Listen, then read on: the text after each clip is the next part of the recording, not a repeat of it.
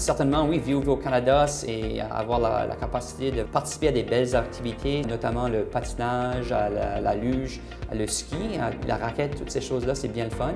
Mais c'est très important de bien s'habiller et être aux aguets de la température dehors lorsqu'on participe dans ces activités-là.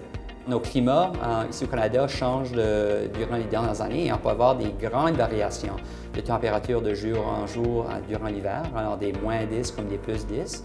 Alors c'est très important d'être vigilant sur la météo et de s'habiller en conséquence, alors de bien protéger les mains, les pieds, la tête avec des tuques, un foulard, des bonnes mitaines, des bons gants et surtout pour nos petits-enfants qui sont surtout pas aux aguets des dangers de se faire exposer aux températures froides canadiennes. Avec la glace par terre, c'est très important d'être vigilant sur la façon qu'on marche, peut-être des pas moins grands, également porter des chaussures qui sont appropriées, peut-être marcher comme un petit pingouin, c'est raisonnable aussi. Et ça nous donne également la chance d'être capable de prévenir des chutes. La tradition de pelleter nos entrées et nos courses, c'est quelque chose qu'on fait au Canada très souvent. Comme urgentologue, je vois assez souvent les gens rentrer avec des entorses musculaires du dos, du cou, des épaules, lorsque les gens ne prennent pas le temps de vraiment faire ça à leur rythme. Également, il peut y avoir des conséquences physiques plus intenses et plus importantes, notamment des accidents cardiovasculaires, alors laissant dire des attaques de cœur ou des infarctus.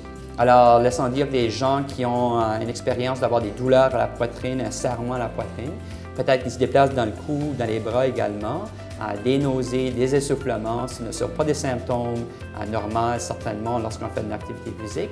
On devrait tout de suite arrêter l'activité et se faire soigner par un médecin tout de suite.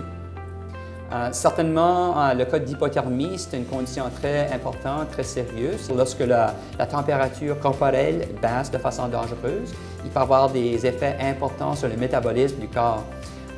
Laissons dire des personnes très âgées ou des tout petits bébés peuvent être à risque de développer de l'hypothermie. Des personnes qui prennent certains médicaments, notamment les médicaments pour le cœur, pour la pression artérielle, peuvent être également à risque de développer des cas d'hypothermie. Également des gens qui consomment de l'alcool et des drogues où est-ce que leur état mental n'est pas tout à fait normal, peuvent être à risque de développer ça.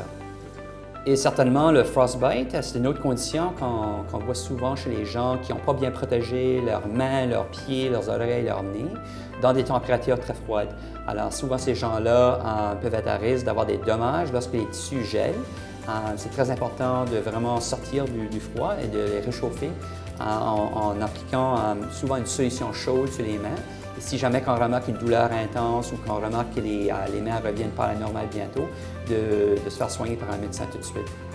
Si on remarque dans une quinzaine, une vingtaine de minutes qu'il n'y a pas une amélioration importante, c'est très important de venir à l'hôpital, de voir un fournisseur de soins qui peut prendre des moyens de réchauffer ces tissus-là de façon sécuritaire.